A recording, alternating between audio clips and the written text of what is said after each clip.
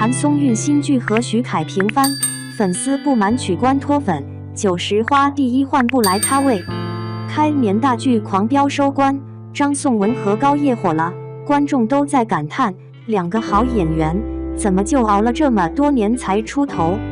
沈腾明明是票房保证、国民度超高的喜剧演员，评奖的时候却只有0票。满江红才搭上张艺谋这种大导演走主流电影演员的路子。张译虽然热度不高，却已经和张艺谋合作了4部电影。可以说，演员之间的资源差距简直是天差的别。虽然说大伙是玄学靠命，也有《流浪地球》这种杀出来的黑马，但比较稳的一般还是好班底、大导演的项目。谭松韵在9时花里一直都是比较有观众缘的，讨喜的角色也很多。《甄嬛传》里的纯儿就能吃一辈子角色红利。后来以家人知名的李尖尖，《锦心似玉》虽说口碑一般，但热度不错。观众比较讨厌的是钟汉良的男主，而不是女主。锦衣之下虽说很火的是任嘉伦，但谭松韵作为女主也热度提高了不少。近期她还有和王凯的《向风而航》，无论是热度还是收视率都非常好。论实际，她一直都是9时花里的第一，唯一欠缺的就是流量。这虽然影响她的商业价值，但是国民度高、观众缘好，演艺生涯长远来看也有好处。没想到新剧《你比星光美丽》开机后，竟然有大粉和不少粉丝表示脱粉。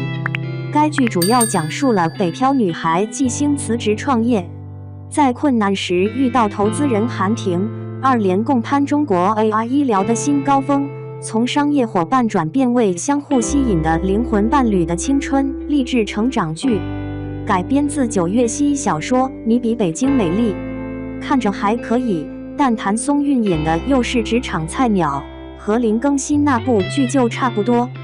到了向风而航，只不过换了个行业。谭松韵粉丝还是红 V 大粉，看到这个阵容和开机仪式之后，直接表示取关脱粉了。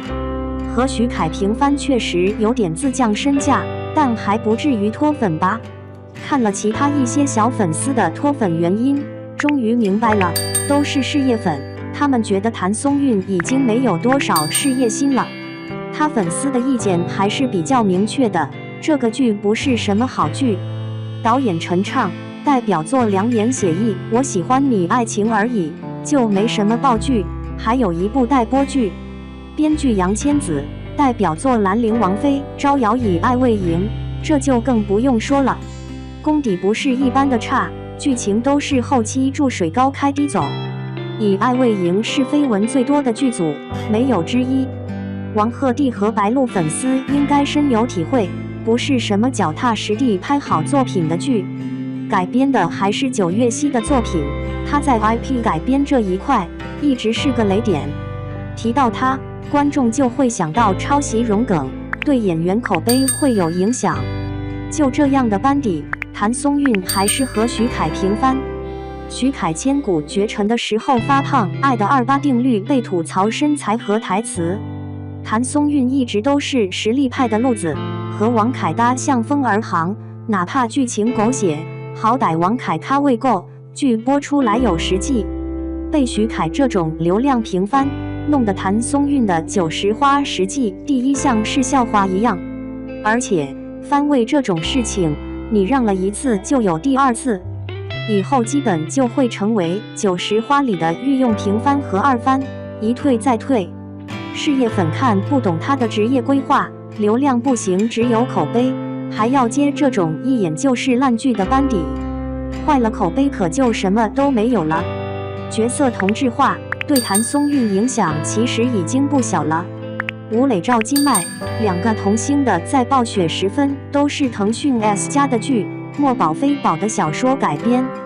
谭松韵有资历的9时花竟然接了《你比星光美丽》这种 S 级的剧，看来要接资源要有好剧本，除非是一门心思拍正剧。高叶还有拿奖的《热依扎》都是群像剧和正剧出来的，其他题材的剧还是流量比实际更有用？2.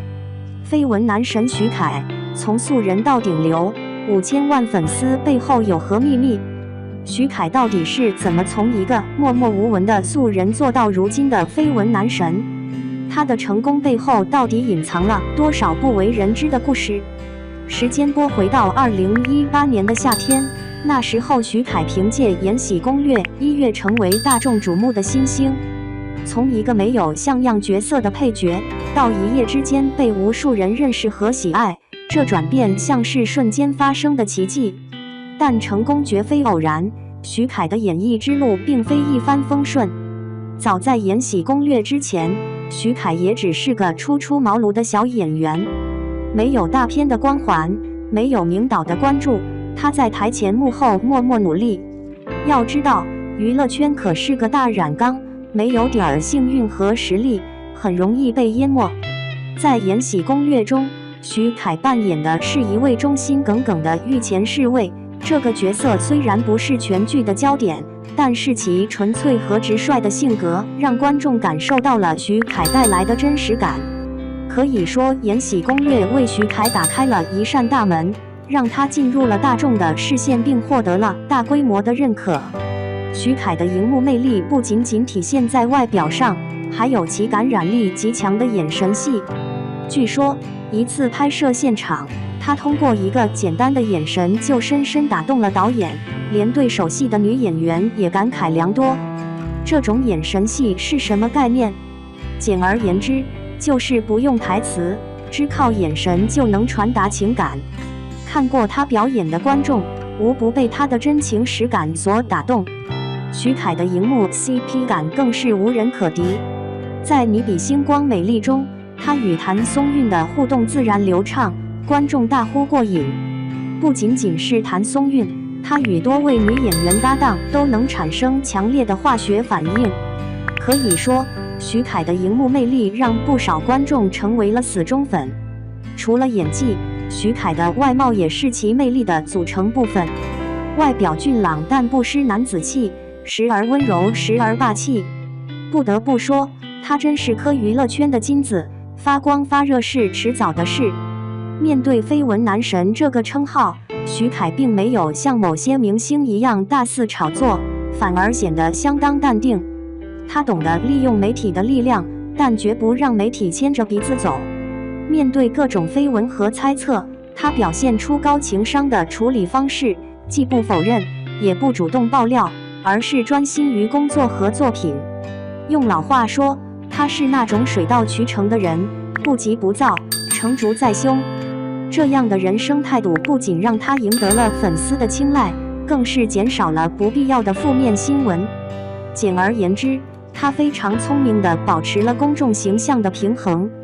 另一方面，他从未主动公开感情生活，这反而让粉丝更加关注他的每一个动态。这里不得不提到与他类似的明星，比如某某，当年因为情侣炒作不当，引来无数骂声，最后影响了职业生涯。这样的对比，可以看出徐凯的高情商和策略是多么的重要。在选角色方面，徐凯展现了惊人的多样性。无论是古装剧还是现代剧，霸道总裁还是温柔暖男，他都能驾驭。比如他在《烈火军校》中饰演的顾燕珍，与《延禧攻略》中的角色差异甚远，但都得到了观众的认可。不仅仅在电视剧领域，徐凯也涉足综艺节目和电影，展现了全方面的发展能力。比如在某个综艺节目中，他的搞笑天赋和综艺感让观众捧腹大笑。相比之下，有些明星只擅长一种表演方式，无法转型，最终被市场淘汰。徐凯还非常注重与粉丝的互动，特别是在社交平台上，他频频发布生活瞬间，分享拍摄花絮，与粉丝唠家常，让人觉得他不仅是荧幕上的男神，也是生活中的朋友。这种亲和力增加了他的粉丝粘性，进一步巩固了他的市场地位。根据传闻，徐凯还接了一部谍战剧，这表明他多元化发展的策略又向前迈了一步。谍战剧的剧情复杂，对演技要求极高，这无疑是一个巨大的挑战。但可以看出，徐凯并不满足于现状，他想要通过不断挑战自己，丰富自己的演艺生涯。回顾一下，如果只看外表，有些人可能会误以为他是个花瓶，但实际上，他的努力和聪明的策略为他赢得了今天的成就。现在徐凯28岁，正处在一个演艺事业的黄金年龄，这个时期，他有足够的时间去提升自己的演技，沉淀自己的学识和阅历。从目前的发展趋势来看，只要他继续保持这种积极和努力的态度，未来几年，他很有可能迎来新的巅峰。他面临的最大挑战是如何摆脱绯闻男神的标签，成为一个被认可的实力派演员。简单来说，这就像是一个过渡期，需要时间去证明自己。所以，对他来讲，接下来的几年非常关键。归根结底，标签只是标签，徐凯能否在演艺之路上走得更远，关键在于他是否能通过自己的努力，持续提升自己。谁又能预见，一个努力且有天赋的演员，会在哪个时候爆发出更大的光芒呢？未来肯定是充满希望和挑战的。